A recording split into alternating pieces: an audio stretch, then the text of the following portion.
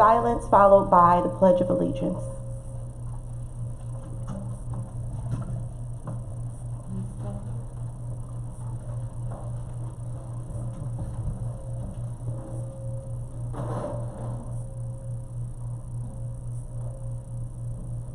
Thank you. I pledge allegiance to the flag of the United States of America and to the republic for which it stands, one nation, under God, indivisible, with liberty and justice for all.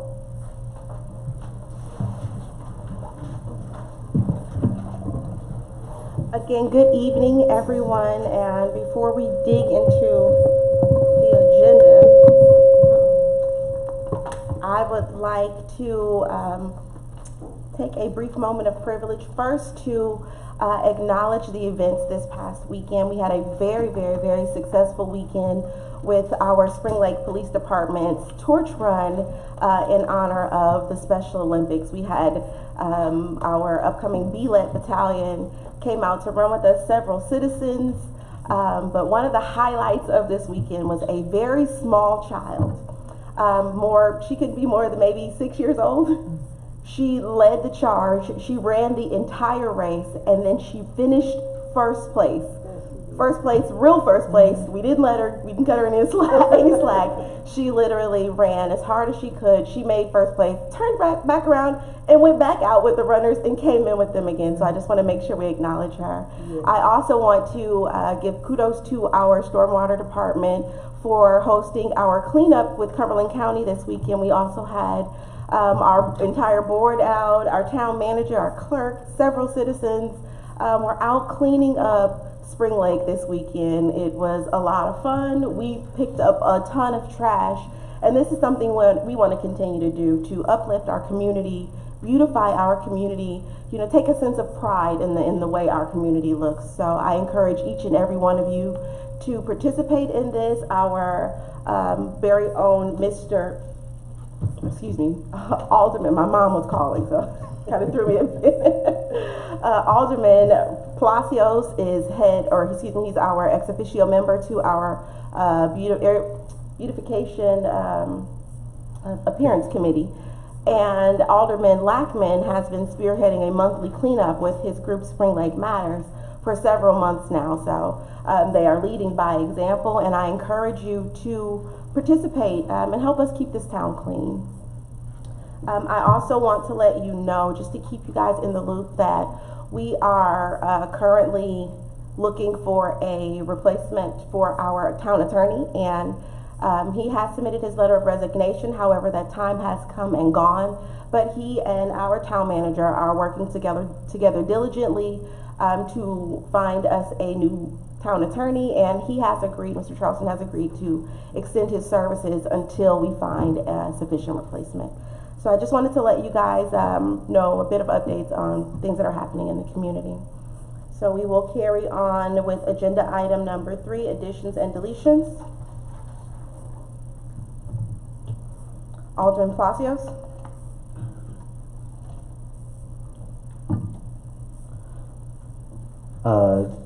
Disregard. I have no additions or deletions.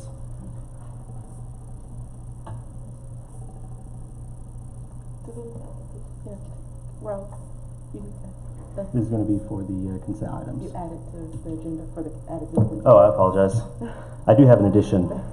Approval and ratification of the agreement for interim town manager services dated April 18th, 2022 by and between the town of Spring Lake and Joseph Durham, doing business as Joe Durham and Associates LLC, and as consented to by the North Carolina LGC. Okay, and that will be added as consent item B. Can I have that back? Yeah, the statement. Pass it over. Thank you.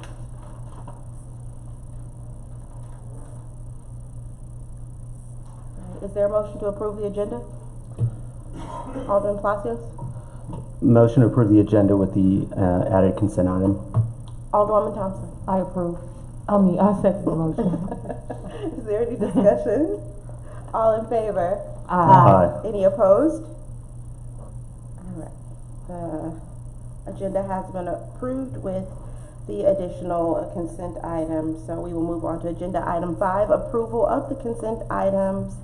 The approval and ratification of the agreement for interim town manager services dated April 18th, 2022 by and between the town of Spring Lake and Joseph P. Durham, doing business as Joe Durham and Associates LLC, and consented to by the North Carolina Local Government Commission, and the draft minutes for the April 11th, 2022 work session. Alderman Palacios. So moved. Is there a second? Mayor Pro Tem? I second. Any discussion? All in favor? Aye. Any opposed?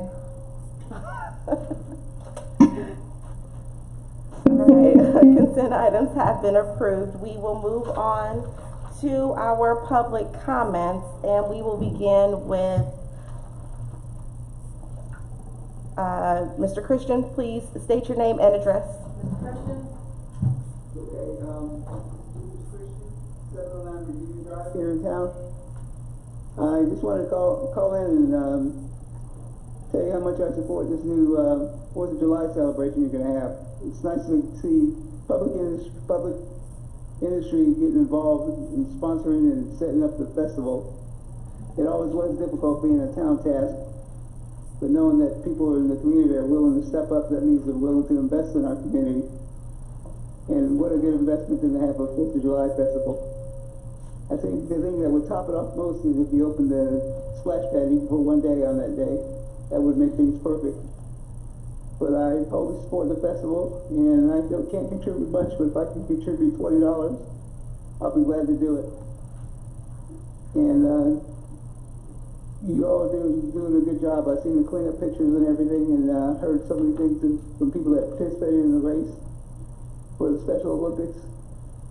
And it just shows the world that we're moving forward. We're definitely becoming a place to live and work and have a good time. So I just want to compliment the board on their actions. Thank you very much. Thank you so much, Mr. Christian.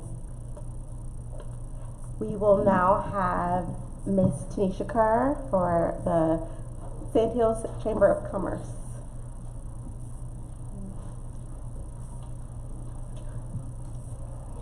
Good evening, Board of Aldermen, Madam Mayor, fellow citizens. I am Tanisha Kerr from 859 Short Ridge Road. 2 years ago, we were about 6 months into the pandemic when 2 citizens, myself and then just regular run-of-the-mill citizen, Kia Anthony, met for lunch because we had a mutual concern that was weighing heavily on our heart. At the time, I was working with the Greater Fayetteville Chamber, and we were very concerned that with all the challenges that we were facing as a community, that Spring Lake and several other parts of the Sand Hill region did not have a Chamber of Commerce to offer its support. In my role at the Chamber at the time, I met with Mayor Dobbins, and we did what we could to offer support to the businesses here, but it was not enough.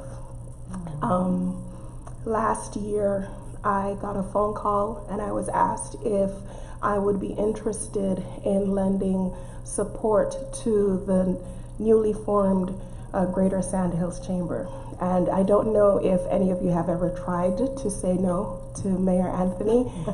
If you know the secret, you could let me know, but I haven't been able to do that up to this point. And we are now very excited to have a strong and very committed operational board made up of community leaders that are ready to throw their full support and experience behind the opening of the Greater Sand Hills Chamber. We are committed to serving the business community here. It has been a very difficult number of years for the Sand Hills region and the Spring Lake community in particular, and we are ready to leverage the collective voices of the business community to see Spring Lake rise and to see Spring Lake move ahead. I am I have taken the position of president of the Greater Sand Hills Chamber. Our office is located at 127 North Main Street. If anybody has any questions, if you are ready to join as a member of the chamber, if you would like to be one of our founding sponsors or a founding member of the Greater Sand Hills Chamber, you can go to greatersandhillschamber.com. All the information about who we are, what we're ready to do, and how you can be a part of the change that is coming is available there. And I would just invite everyone to let's come together. A rising tide will raise all ships, and we are ready to leverage the full influence of this community to move forward. Thank you. Thank you Thank so you. much, Ms. Kerr. I know you guys are probably itching for asking questions, but we're going to invite the Greater Sand Hills Chamber to come back and do a full presentation to the board. That way we can ask some questions. Mayor, could you mention the business shower, please, May 3rd? Tanisha, will you please come back?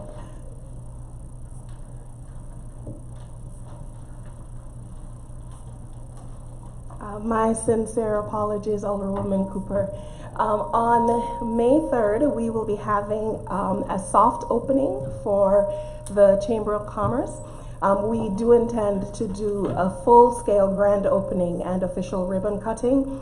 But one of the things that we were really excited about was pulling together the support of the entire community to give birth to this chamber. And so we wanted to do a business shower because this is our baby.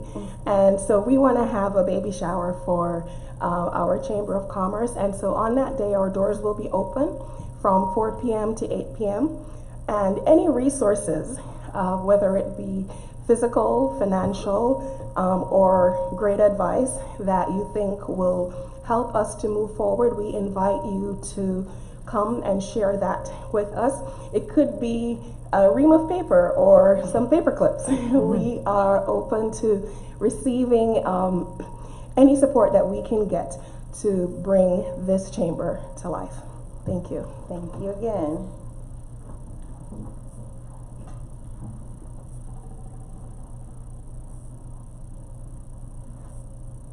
Okay, what we are going to do, because our presenter is not present at the moment, we will move on to agenda item 8, and if he comes in enough time, we'll allow him to go ahead and present.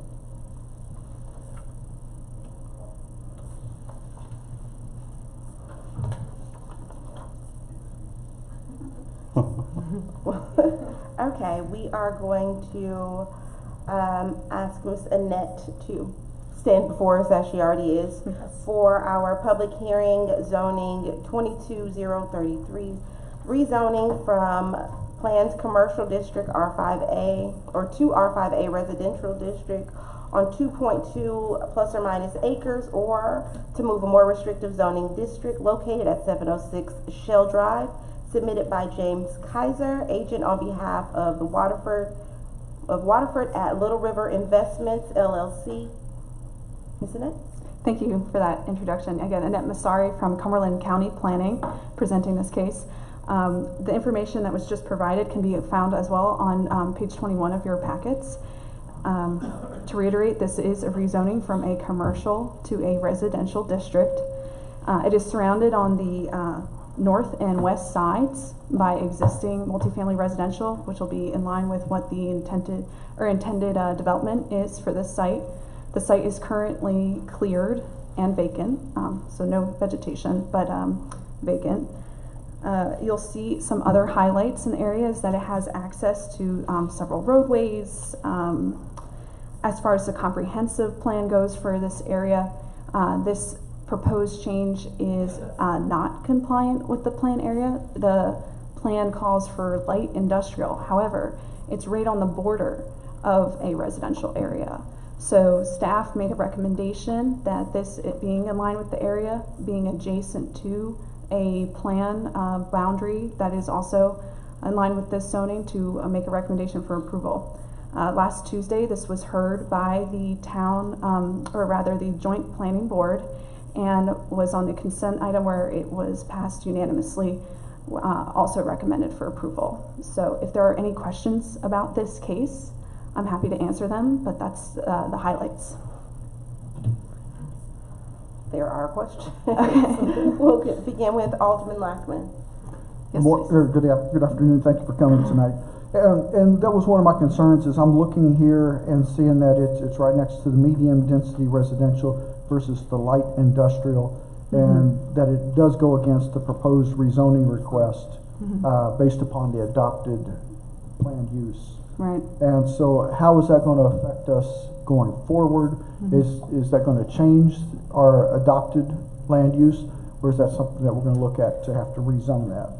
Correct. If a rezoning is approved for this parcel, planning staff will then go back and update the land use map, future land use map for the area to reflect that change. And so the border will then change, and that medium density area will actually drop down into the light, what is currently called for light industrial. So planning staff will take care of that, and that is common of all changes that are adopted that are uncompliant with the plan. Okay, thank you. Yes. Alderman Palacios? We don't have design plans or anything at this point, right? Correct. Okay. So, and just to reiterate, you did say that the Joint Planning Committee the stakeholders are, they want to see this happen. They wanted to approve this from the Land Use Plan Committee. Yeah. Well, so far the feedback that we've received and who's heard this is the Joint Planning Board. It's not, something that the public attended. That there's opportunity for hearings at those Joint Planning Board meetings. No one spoke on Tuesday in favor or against. Okay. So it's really just at this stage the staff and the Joint Planning Board recommendation in favor. Yes. Any other questions? Okay, well, I will now declare our public hearing is open for zoning 22-033. Is there anyone who would like to speak for or against this request? Please go. Please state your name and your address. Good evening. My name is Jimmy Kaiser, 115 Broadfoot Avenue, Fayetteville, North Carolina, 28305. As Annette went over, this is going to be an extension of the Waterford apartment complex, the existing Waterford complex. They've looked at this property for a while as a commercial site, but really weren't getting much interest from that standpoint. So wanted to go ahead and put it to good use, put something there that would generate some tax revenue for y'all, but at the same time kind of complete the project out. When we did the project many years ago, the stormwater in the back of the site was actually set up to include this area. So we have a huge pond back there in the back of Waterford that's already set up to pick this up. So it's pretty much primed. It's got water and sewer already to it, ready to go. We just needed to get the zoning in line to get everything else moving. Be happy to answer any other questions that you may have. Thank you. Is there anyone else to speak in support of this request? Last call for anyone to speak in support of this request. Okay, I will ask for anyone who has comments in opposition to this request. Anyone in opposition of this request? Last call for anyone in opposition of this request. All right, if no one else would like to speak in regarding the request, I will go ahead and close the public hearing. Are there any questions from the board? Alderman Palacios. I don't have a question. I do want to say that, I have friends that live in that apartment complex, and it's a nice little development out there. My only hesitation of this was the fact that we're butting now apartments right up to the road, 210, the highway. But there are other apartments that are buttoned up to the road in 210, off of 210. So anyway, I'm ready to move forward. All right, well, I will entertain a motion to approve.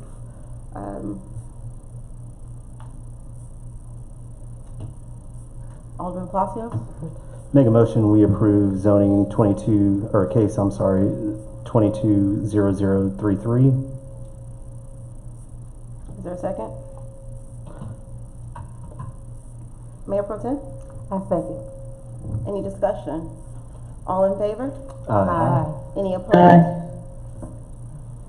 All right, and it has been approved. We will move on. Yes, Ms. Annette, please come back. We are hearing case number, zoning case 220035, rezoning from R5A residential district to R6A residential district into a more restrictive zoning districts for 5.67 plus or minus acres, portion of a 32.7 plus or minus tract located at 102 Dodger Lane, submitted by Richard Fox on behalf of 1400 North Bragg Boulevard property, Elwood E. Perry, managing partner. Ms. Annette, take it away. Thank you again. Yes, so this is a rezoning again of a portion of a larger lot. That larger lot has multiple zonings at the current status, a majority of which is R6A, which is the intended result of this rezoning, to convert from a R5A to an R6A for that southern portion highlighted in your packet, page 33. That portion is currently R5A. To the surrounding area characteristics, you'll see to the north is an existing manufactured home park, and partly to the east of this parcel is also R6A zoning, or rather to the west. There's also a little bit of manufacturing zoned area that's actually owned by the town, and there's conserved lands to the east and R6 zoning to the south. This particular site is not located within any flood or watershed areas. The site does have water and sewer access. As far as the comprehensive plan goes, this current zoning and the requested rezoning are both compliant with a majority of the area. You'll see that there's a tiny bit, now that I'm on page 35, a tiny bit of open space called for in that map. That's based on an old water, not watershed line, excuse me. Floodline? It's not a flood line either. A wetland, excuse me, sorry about that. An old wetland line. So current wetland maps would actually put any sort of conservation around it outside of the area that we're now considering. So just to keep that in mind. So essentially it's in line with what the future land use map calls for. As far as the recommendations go, staff recommended approval because of this being in line with the future land use map. It was then voted on again last week at that joint planning board meeting, which also recommended approval, but with a split vote, 4-3. So with that, I'll take any questions about this site.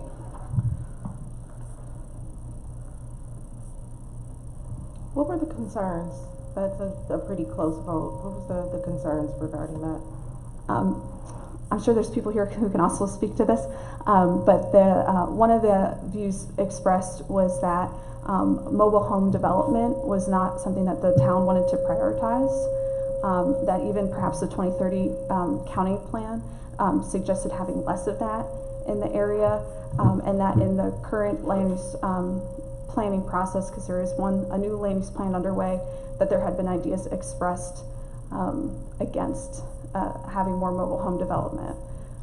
Some other ideas offered were by surrounding area property owners who thought that this was in keeping with the plan or with the area and the intent of the area and what is existing in the area. So sort of that range.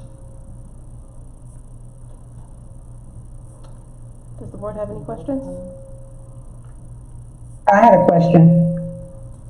Alderwoman Cooper? Do we have any idea what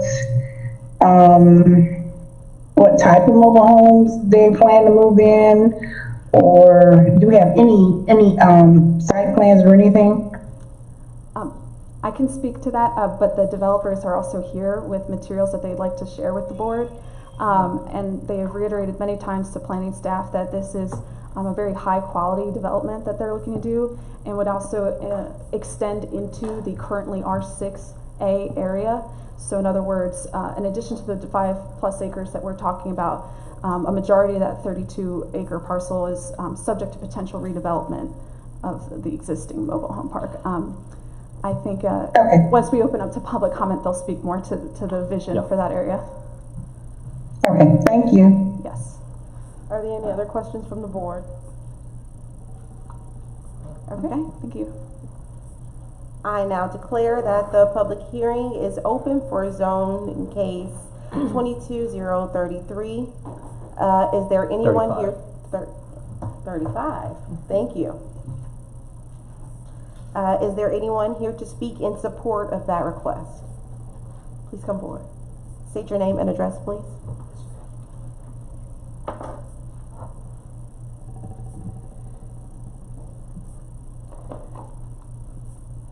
Good evening, Aldermen and Alderwomen. Mind if I approach briefly? I've got some materials for you. I think it's applicable.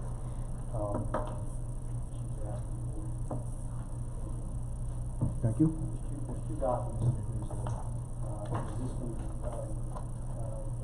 park that recently done. Thank you. And then there's a second document, which is a current plan for the proposed development.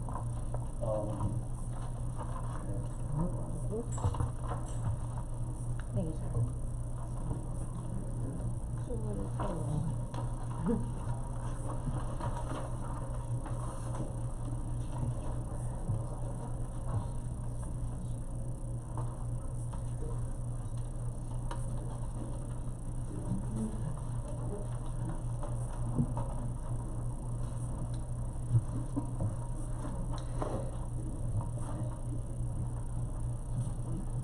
Mrs. Musora mentioned, and you asked the question what the issues were at the prior hearing.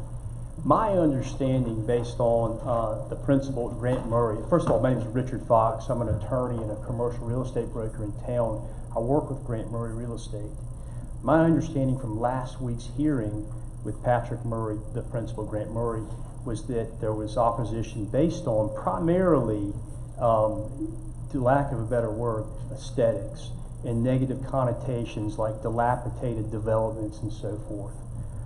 That's not the case here. But I'll go over some of those materials with you here in a minute. I think it'll be helpful. So to restate what Mr. Morsari mentioned, the primary lot here is 32.7 acres, 102 Dacha Lane. So approximately 26 acres is already zoned R6A. There's the subject 5.67 acres, which is owned R5A, and that's what we seek to have rezoned today, hopefully. That property, 102 Dacha Lane, is currently under contract with a buyer who's here today. The name of the company is called Timeout Communities, LLC. They provide, and I'll show you some documentation, a modern, upscale, great product that will be developed even if this 5.67 acres isn't granted. The development of the other remaining 26 acres will occur.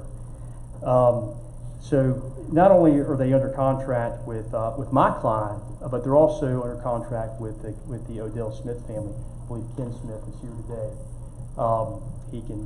He might have a comment himself.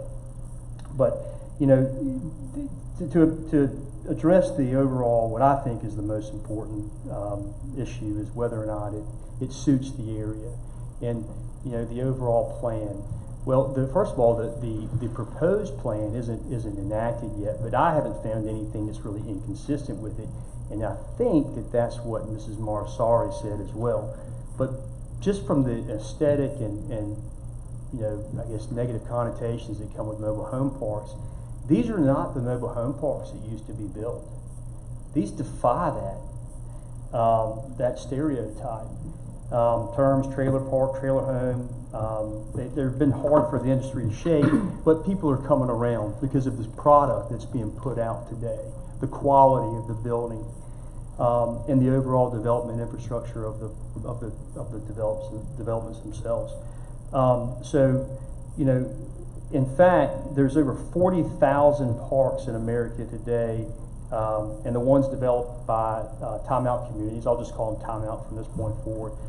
You're going to find maintained lawns, you're going to find attractive, well-built manufactured homes and friendly neighbors, if anything else.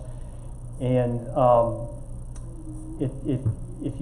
and so for these reasons, I think what is happening is that people who live in these communities aren't, so to speak, disappointed they're living there. They're now proud to live there because they're nice communities and it's affordable housing and it checks all the boxes. But if you will,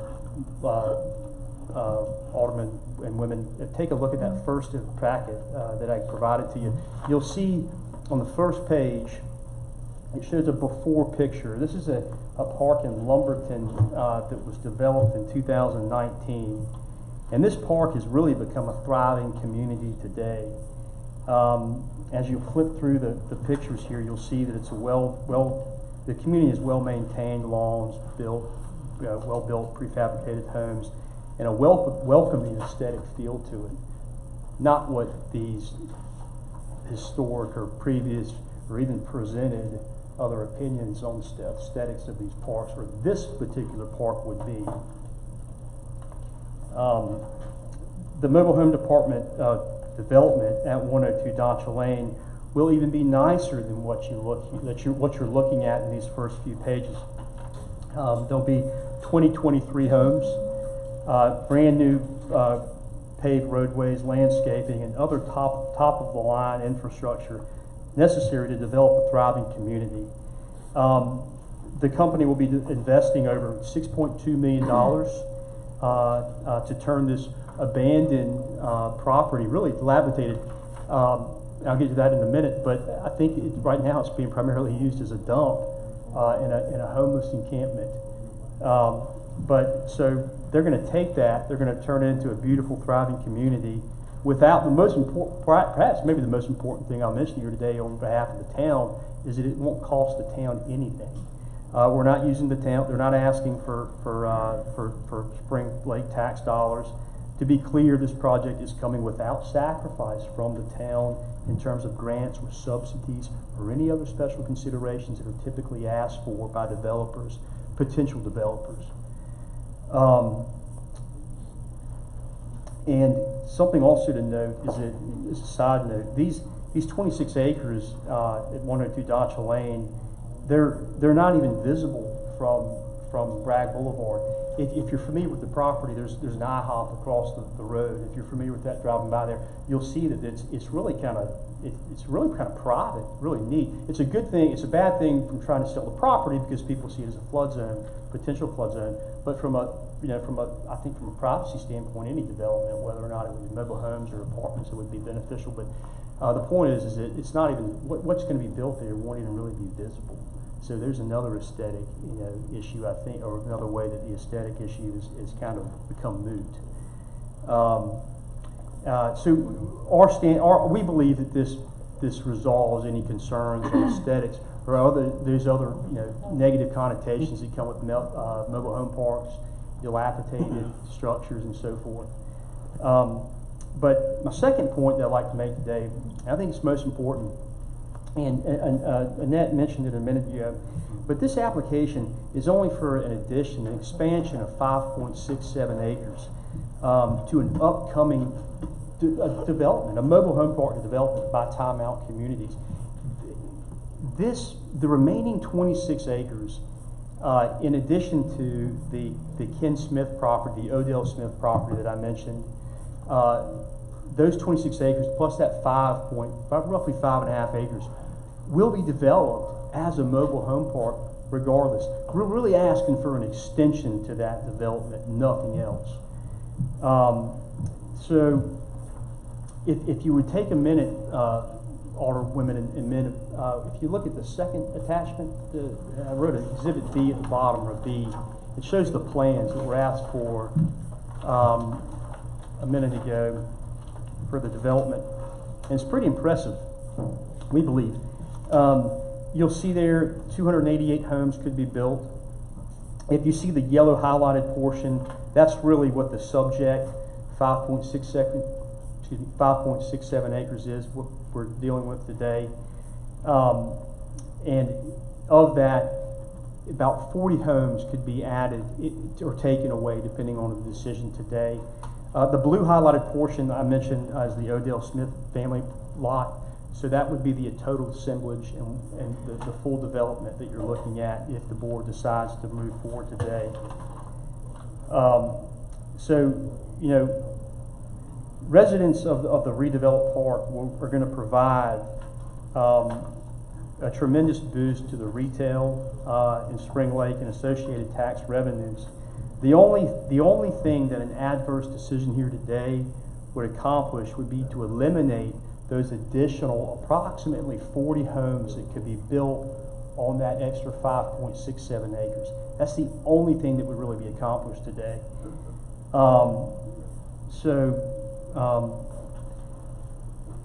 And again, I really want to reiterate, I made it, try to highlight it earlier, but this project will not come from any sacrifice from the town in terms of grants or subsidies or any other special considerations. This is all done by Timeout Communities for the betterment of the community.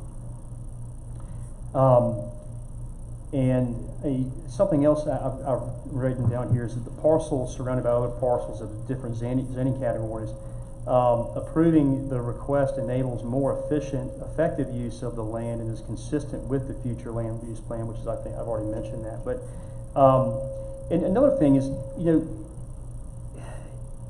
if this rezoning doesn't happen, you know, it's not the end of the world, but it's literally a waste of income for the community. It could be said, well, if mobile homes weren't put there, you could go there and put apartment complexes. Well, that's not the product that Timeout Communities provides. They're going to go in there and they're going to put in mobile homes on 26 acres of the remaining Dodge Lane, and then on the other 5.5 acres of Ken Smith property. But apartments aren't part of their product. So that land would just be vacant. There would be no tax or any possibility of tax revenue brought if that were to happen. Of course, it could be a green space for the community, but it won't bring any revenue or additional income to the town. And so, as a lawyer, you know, I like to focus on standards of what I think they are what drive these decisions legally. And the overarching duty and constitutional standard for any planning board is to make decisions that are reasonably related to promoting the health, safety, and general welfare of the community. Granting rezoning here meets that standard. I cannot find one valid argument to suggest that allowing a mobile home park in this case does not promote the health, safety, and general welfare of this community and Cumberland County. On the other hand, you've heard several reasons today why it does promote at least the general welfare of the community. So for those reasons, Alderwomen and men, we ask that you grant my client's rezoning application. Thank you for your time and attention. If you have any questions, please let me know. I'll do the best that I can to answer them. If not, if I can't answer them, I'll refer you either to the developer or maybe Ms. Marisari. Thank you.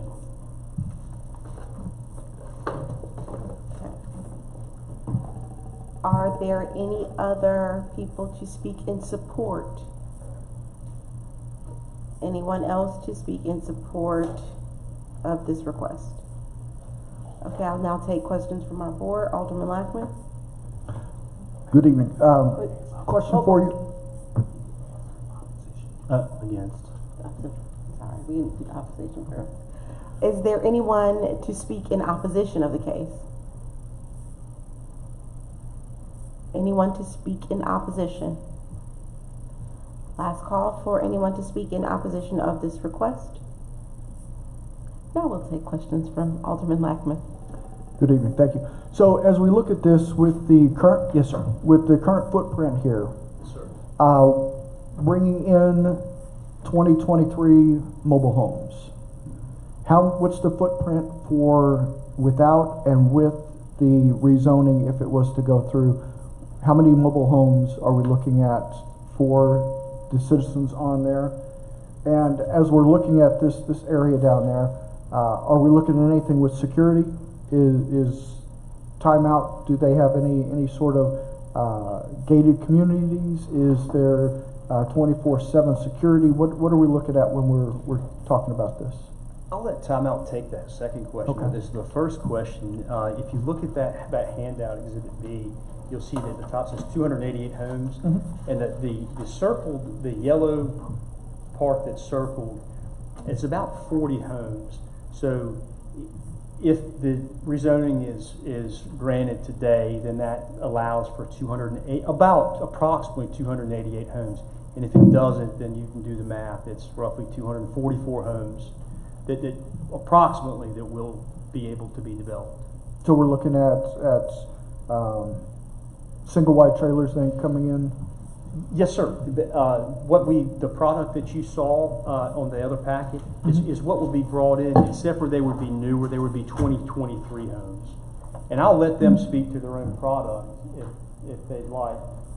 Mark can, if that's helpful for you. And then also, what kind of baseline are we looking for rent for the residents on that? That's what I'm not sure that's their domain. Sure, thank you. Thank you. One moment. Yeah, just remind the board that this is a rezoning request from a R5A to a R6A. And so that's the only thing that's considered before you. Requests could come from the developer as to the style, single wide, double wide, gated community, but this is not a conditional use zoning. This is straight zoning, so there is no obligation for that to occur. This property could be sold, as an example, the next day. And so what is being said is the intent. And again, what you're having here is the intent of the developer. None of this is binding should you consider rezoning this piece of property. Just as an FYI. Okay. I'm Mark King with Timeout. Just to answer some of the questions that you had raised. As far as security goes, all of our communities, we provide 24-hour security patrols in right now. At the moment, there's been discussion possibly of a gate with this particular development. I don't necessarily know that we're committed one way or the other on that, but you know, our primary goal is clean, safe, and affordable communities. That's what we roll out. That's what we do. So the security patrols are a big part of it for us. In terms of the product, I'll answer since you asked. Generally speaking, there are going to be, I'd say, 95% single wide, dependent on how certain lots lay out, possibly double wide on a few areas. All of our homes are brand new, straight from the Clayton manufactured home manufacturing facility in Alabama and Tennessee. Roll off, get on a truck there, come straight here and are put in. These are brand new, and as Richard tried to indicate, a lot of people get a certain image of what a mobile home is in their head when they think of what formerly were termed trailer parks and that. And this product that Clayton is putting out at this point is substantially elevated from that. These are very nice homes going in place there.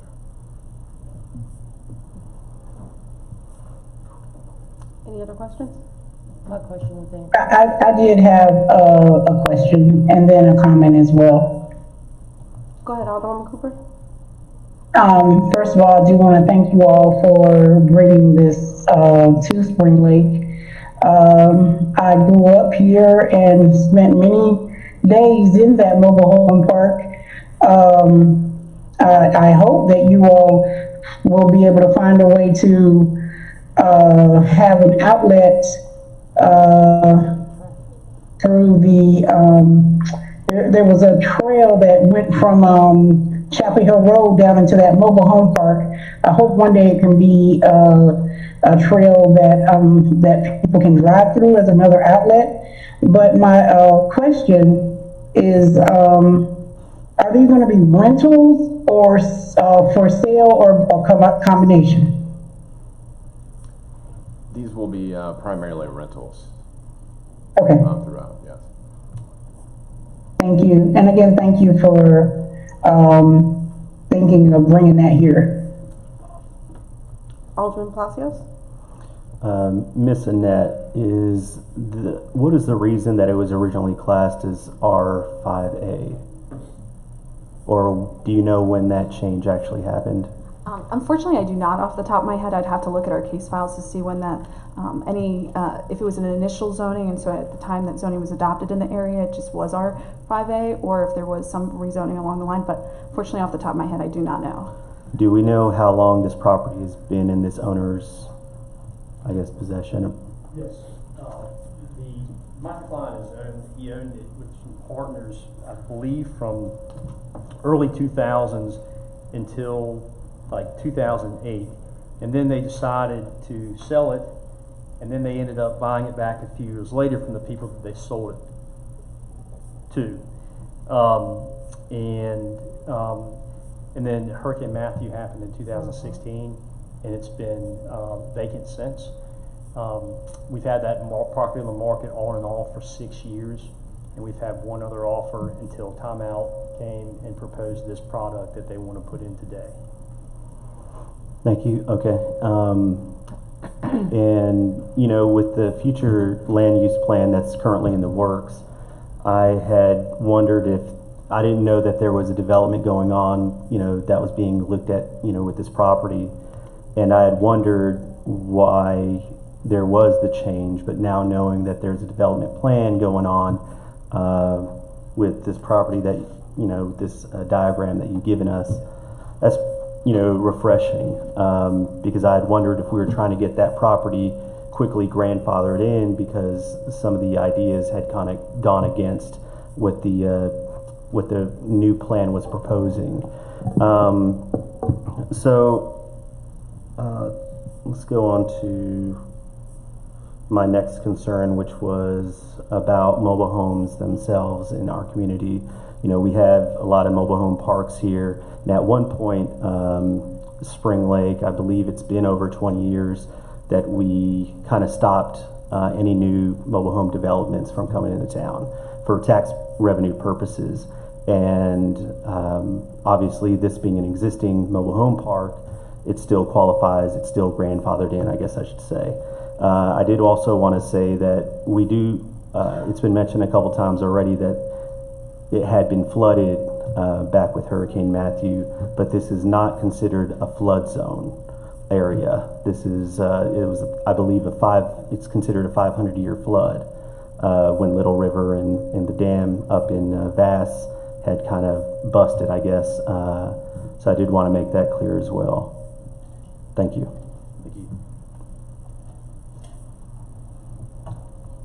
Thank you. Okay. Anyone else want to speak in regards to this case? May I speak? Yes, sir. Please state your name and address. I'm Kenneth Smith, one of the family owners of Smith Limited Family Partnership. My parents moved down here in the Murkison property here back in 1948. We've owned this land. It started out as a trailer park when I was 5 years old, and 1965, something like that. Then we built this other part on Odell Road. I come to the town several years ago when they were trying to open Odell Road up to Pope, and we had that park sitting over there. And all that's light industrial zoning. Well, nobody from the town board, and thank you for letting me speak this evening, but nobody from the town board come and ask the Smith family what they thought about what to do with Odell Road when it went in. We still own some land there. My aunt just sold, and I appreciate y'all, you know, passing her stuff because she sold her trailer park to a developer. this land has sat vacant, you know, people's gone down there and dumped trash on it. Y'all have asked us to put a cable up, or you all put a cable up, the town board. When I say you all, I talked about the town. The property is gonna continue to sit and not have anything done with it, because I'm the only one left here. I look after what my family still has.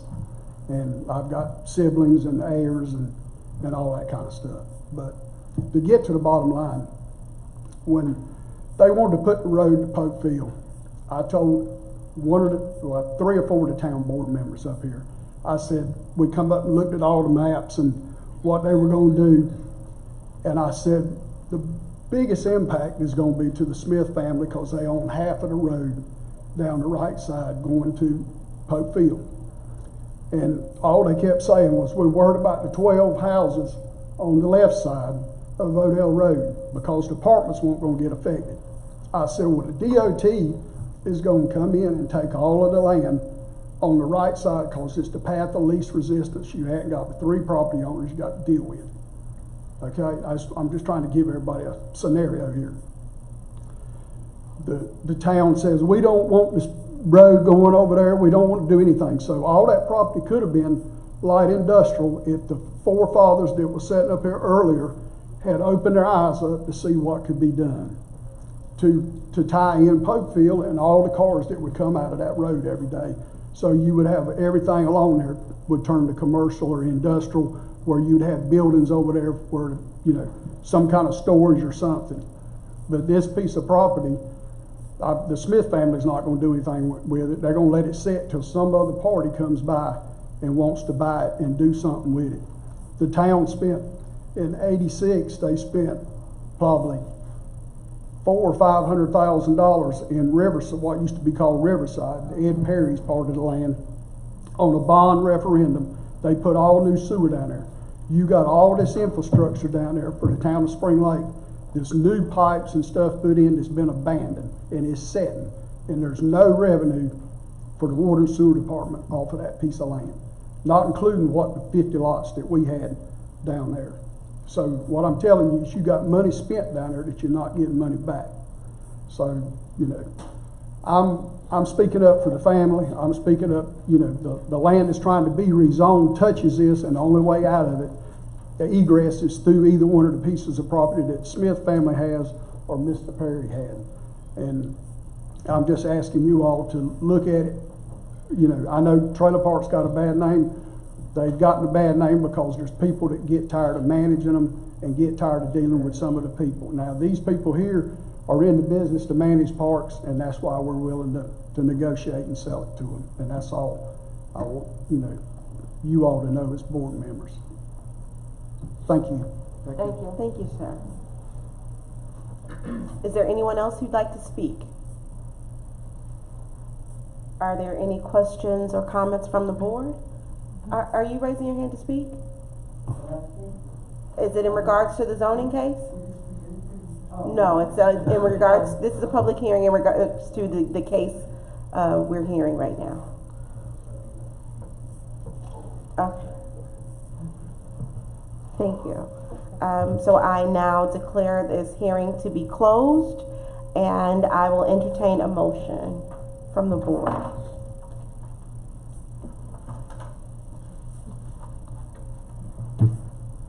Alderman Palacios?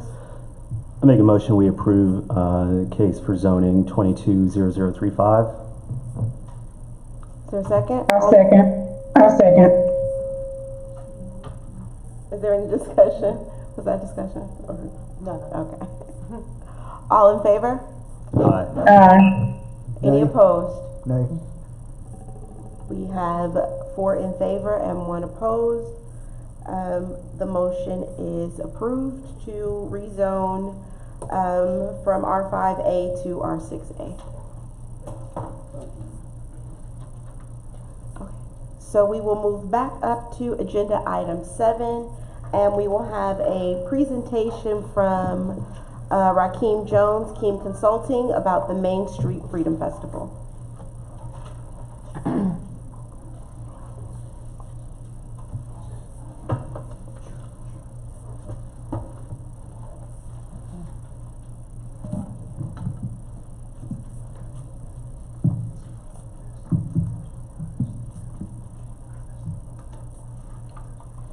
everyone doing today? How you Hello. Hello, Mr. Jones. Can she pull it up on one of these screens? She's pulling it up now.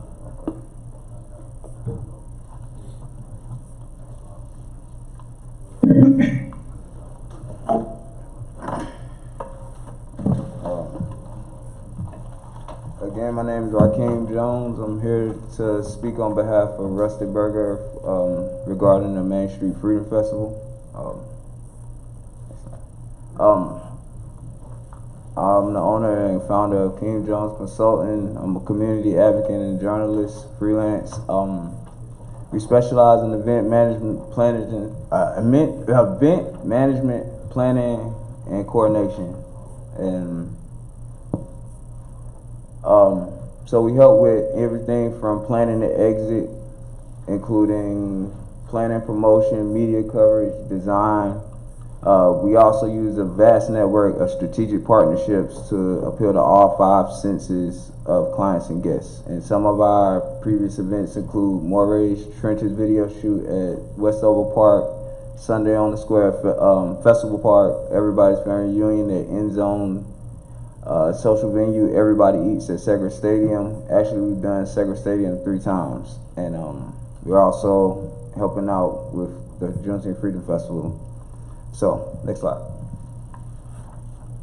Here you have the flyer for Main Street Freedom Festival, which you have the flyer which features the headliners Carolyn Miller, Walker Montgomery, and Ali Kaleem, and you have the sponsorship packages. I'm not sure if you all have this in front of you.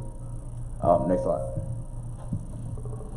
So a little bit about the Main Street Freedom Festival. It's July 3rd, 2022 from 12 to 11. I know that seems long, but that 12 to 11 window allows us time for cleanup and exit. The purpose is to bring together the community, we want to represent all parts of the community rather than one specific portion. We want to pretty much, like this panel is a mixture of all cultures. Of course, it's the Main Street Freedom Festival, but the center of the activities will be located on Roof Street. The activities include bounce houses, art display, which we will reach out to most of the community artists right around here in Spring Lake, starting just people who don't necessarily get a chance to actually display the art. We want to actually put them on the forefront. Live performances, we will have, as you see, 3 headliners. However, we do have local artists who are actually from here in Spring Lake and all surrounding areas to come through and just, showcase their talent. Gonna have vendors who are from here and surrounding areas, but we really want to focus here first again. Food trucks, giveaways, carnival rides, a wing eating contest, and a petting zoo. And we'll be, as King Jones Consultant, we'll be handling all the volunteer coordination for this event. So, next slide. Here is pretty much a detailed event schedule for you guys to look over. As you can see, we're gonna start at 12 and end at 9:15. Well, it says 11, but 9:15, that's when the fireworks begin. And if any of us have been to a fireworks show, we know after the fireworks, pretty much gone. So that 11 p.m. exit time, that allows for the crew and the volunteers to return Roof Street to how we found it.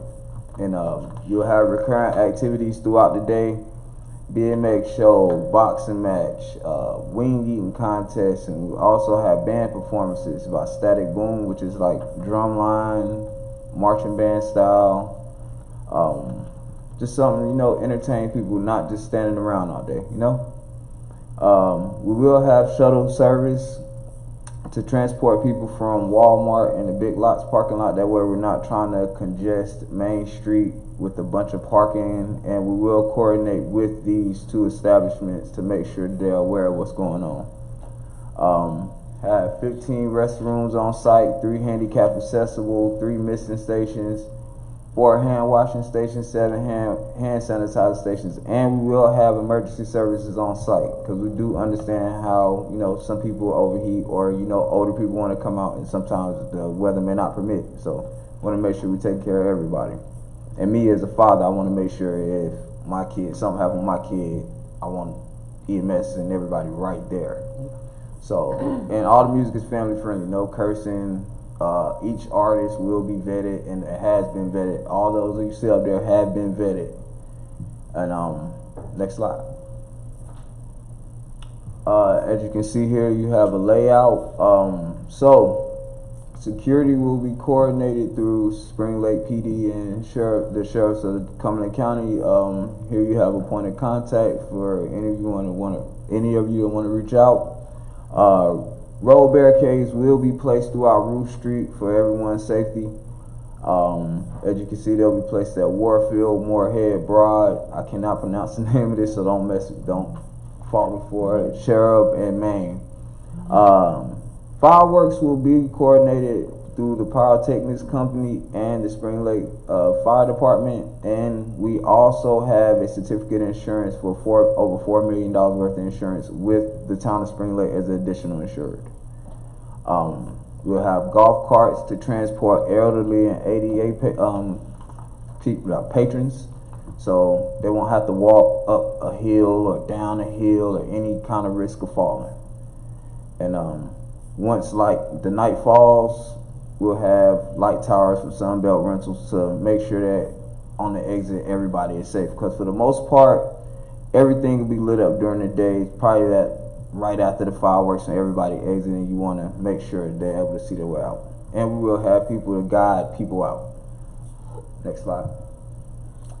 I'm pretty sure a lot of people how you're gonna do this. So as you can see, it totaled $63,000 at first, but with the removal of the beer garden, in order for sheriffs to be able to be a part of this, we removed the beer garden, so there will be no alcohol at this event.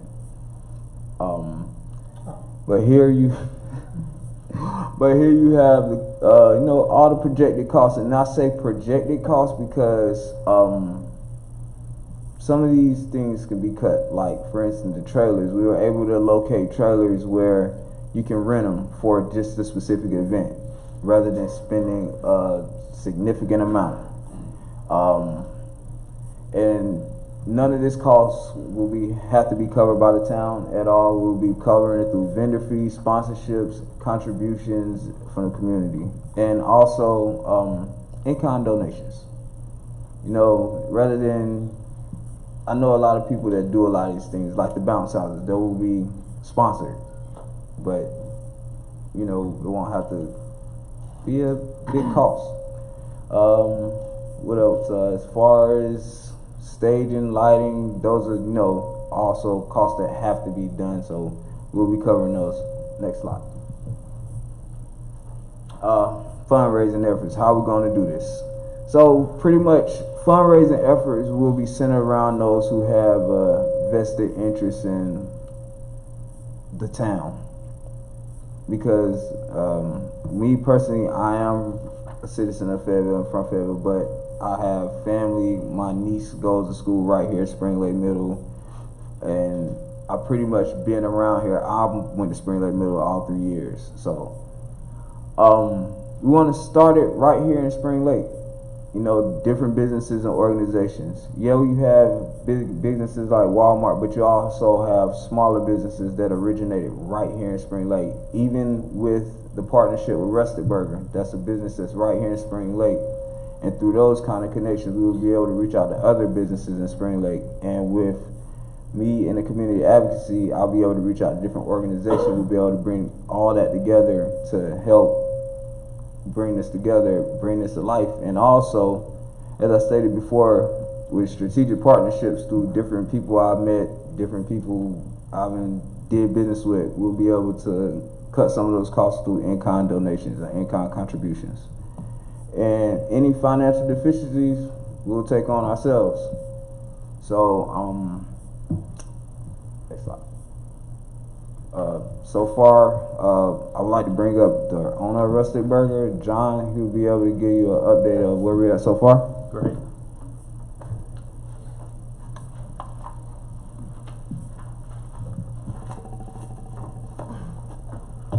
How you guys doing? Good evening. So far we have about 15 vendors already secured, and we have 4 sponsors already secured for a total of about $14,000 raised so far. I am meeting with 2 major sponsors this week. I would not like to disclose the names, but hopefully those 2 major sponsors would be able to come on board and significantly cover the rest of the event. So right now, like I said, we currently have about $14,000 raised.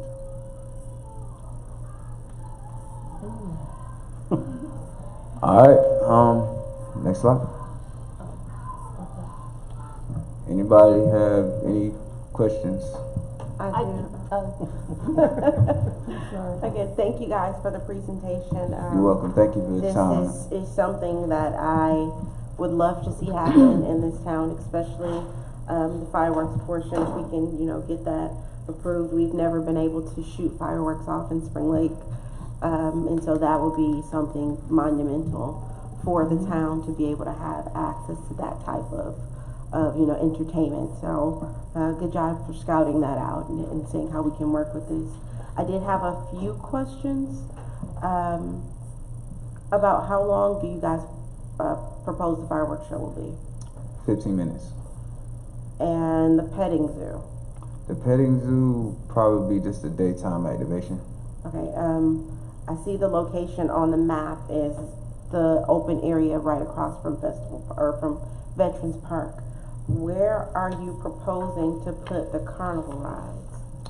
The carnival rides will be to a minimum, so it'll be off to one of those side streets that I named.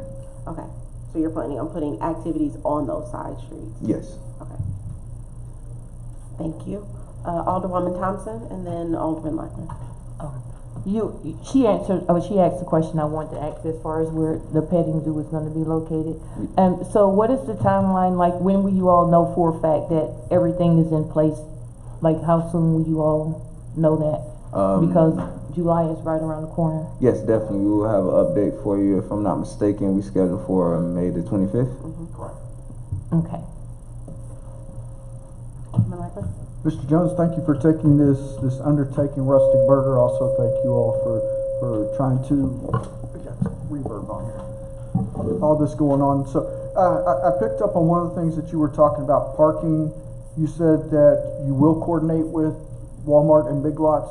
You will, or have you contracted with them or spoke with them in regards to the parking? Right now, we're currently in talks, sir. Okay. Yes. Because if we're talking 30,000 people, at North Carolina State Fair on a busy Saturday, about 100,000 people fit in that state fair. So if we're looking at 30,000 people for this one-day event, that's pretty huge. Also, when we're talking, I'm glad to see that the beer tent is not going to be allowed this year. That's me. We got this up. So, trash pickup. Is that something that is going to be coordinated through you, or is that going to be through the town? That will be, as far as the trash pickup, we will have on-site trash cans, but we'll have volunteers, pretty much rotating throughout the day, just picking up the trash. It will be a assigned crew for trash pickup only. And what was your other question before that? The beer tent. I'm glad to see that that's not going to be No, here. before that. The parking? Oh yeah, the parking. So yeah, you're in talks with them. Yeah, as far as that, also most of the people will be coming from right around here in Spring Lake, so it's kind of a close knit community. I'm pretty sure you might mind. Hey, we're gonna pull up at your house and we're gonna walk up here together. Manchester Forest, Lake Tree, what is it, Cumberland? I forgot the name. Cumberland Gardens, all right there. Everybody pretty much knows everything. I'm pretty sure. So kind of going back to the trash pickup, with that many people, a lot of events, lot of food, lot of drinking, eating. Is there going to be a consolidated trash pickup for this, or is it going to be hauled off kind of the same day? What are we looking at as far as the trash pickup? Oh, we would like it. That's what the 11 o'clock timeline for. we'll be out there picking up trash, and I will coordinate with some of the local people who have trailers and go haul it off. Okay. Road closures, I saw that the road closures, this one is really towards the fire department? Yes. Right up here, out in front, all the way up this way, all the way down to Ruth Street. So with Ruth Street being closed, Chief, does that allow you, are you gonna shift that to Fire Station 22? Or are you gonna be staged somewhere else to? A lot of times we'll have a truck there. A lot of these events, the ones on Main Street, we usually have a truck parking there anyway. We'll have a command center. Me and Pete usually work together. We'll have a command center and then we have the truck stayed there. We'll leave 11 out there to be able to respond back for anything that's necessary. So we'll make it work. And that was the question. Will going out through Lake Tree, will that be open enough for the fire trucks to get through with all the parking that people are looking to do? We'll have a stage on Ruth Street. I mean, at the end of Ruth Street now. We won't have it. We won't park ourselves on hold yet. PD's probably the same way. Chief's back, but he's probably answering. Most times we're always at the events, so we'll have a truck there, so we'll be able to pull out there. Okay. And Mr. Jones, this is for you. Hotels, I see that you listed that. Are you also looking at Spring Lake as far as hosting some of these entertainers and people that are coming into town? Yes, we're in talks with a local hotel right here. Thank we you. want to keep everything right here in Spring Lake. That was what I wanted to hear. Yes. Awesome. Thank you. Alderman Palacios? Yeah, thank you. And Kim Jones, good to see you again. I'm familiar with some of your work, and I think you add a lot of credibility to this event. I just wanted to say that. And thank you, Rustic Burger, for starting the fire here. Having something like this, we've seen the engagement in the community really pick up a lot recently. And after COVID, it's been a breath of fresh air for this town. So, hopefully this kicks off without a hitch. I'm sure there's going to be hiccups here and there, and that's okay. That's part of planning. That's part of events. But I believe you said that May 25th is kind of the deadline we're looking at. Can you speak to that a little bit? Because I know that I think with road closures and police presence and things, I think those are a factor as well. Yeah, there are a lot of things we're still working on. There's a permit that's required with Parks and Rec. Yes, we We're understand. still coordinating with police and fire on road closures, and obviously there's a permit and license required associated with the fireworks, so all that is still under review and evaluation. And we established jointly May 25th is that date as to where we are with fundraising. Yes. And what effort's been done in order to make this a successful event. We'll make that determination then. All right, thank you. Thank you again. Mayor Pro Tem? Oh, I just wanted to ask the question, have we included the little businesses on Main Street? Because sometimes we tend to forget about the small businesses that make up the Main Street area. And since the event is titled Main Street Freedom Festival, I just wanted to see if we have included those businesses as well. No, those are the first businesses that are included. Okay, great. You can't have a Main Street That's Freedom right, Festival exactly. without including them. Awesome. Okay, thank you. You're welcome. Yeah, I had a few questions. First of all, I do want to thank John and Rusty Burger and of course Kim for putting all this work in. One of my questions is, if you have people who want to volunteer, who would they reach out to?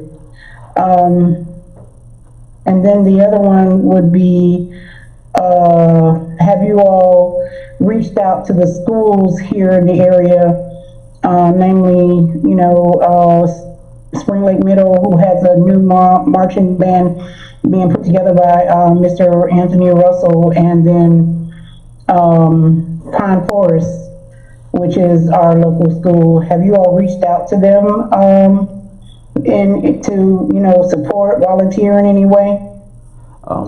Currently, we wanted to get this hammered down before we started reaching into the school system. We didn't want any kind of blowback from reaching into the school system, not having everything finalized.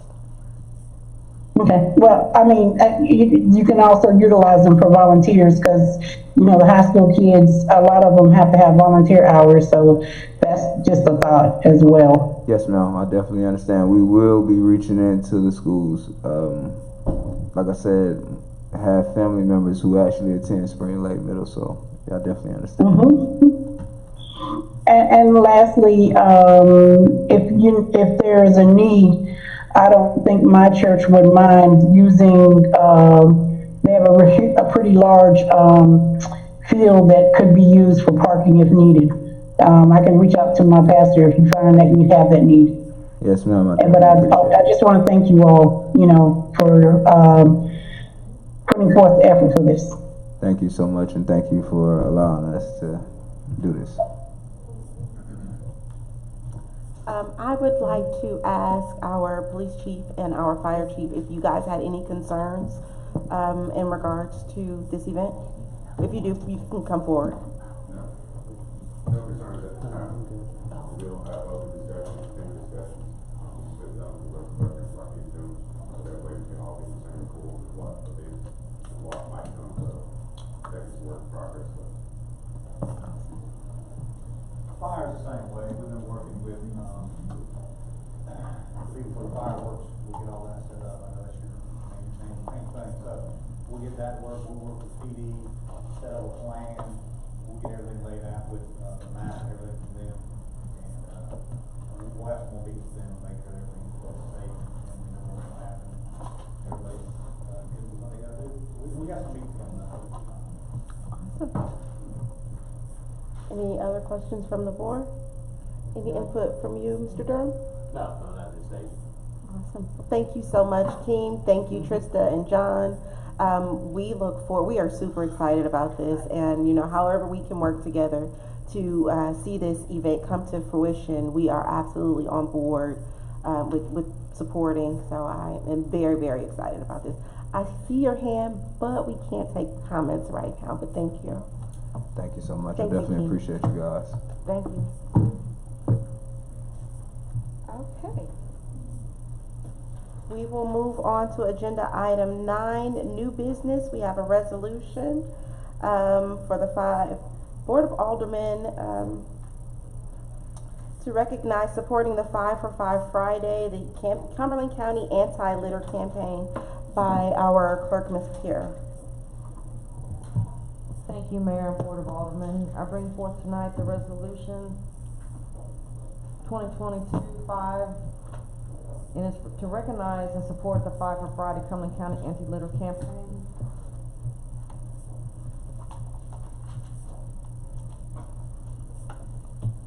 I will entertain a motion. Alderman Palacios? Make a motion we approve resolution 2022-5. Alderwoman Thompson.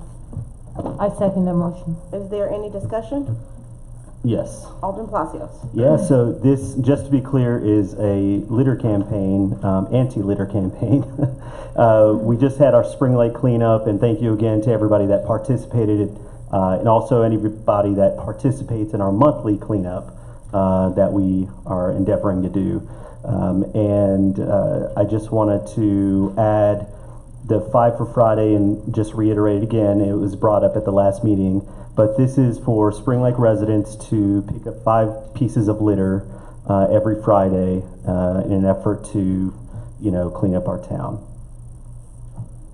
And just a reminder, spare tires, old cars, washing machines, those can count in your 5 pickups.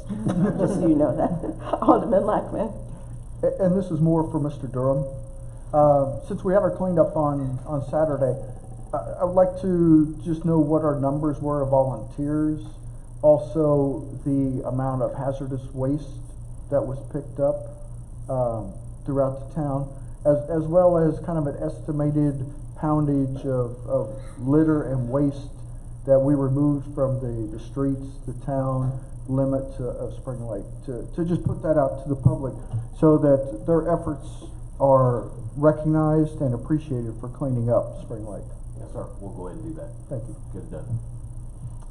I did want to add that the hazardous waste, that a report will be coming out and be sent to Tim Garner.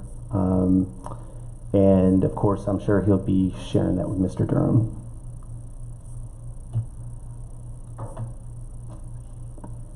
Is there any other discussion? All in favor? Aye. Any opposed? All right, the resolution for the 5 for Friday has been passed. I will now entertain a motion for our favorite agenda item. Agenda item 10, adjournment. Alderman Palacios. It's not my favorite, but I make a motion to adjourn. Second. Any discussion? All in favor? Aye. Any opposed? Aye. Thank you all for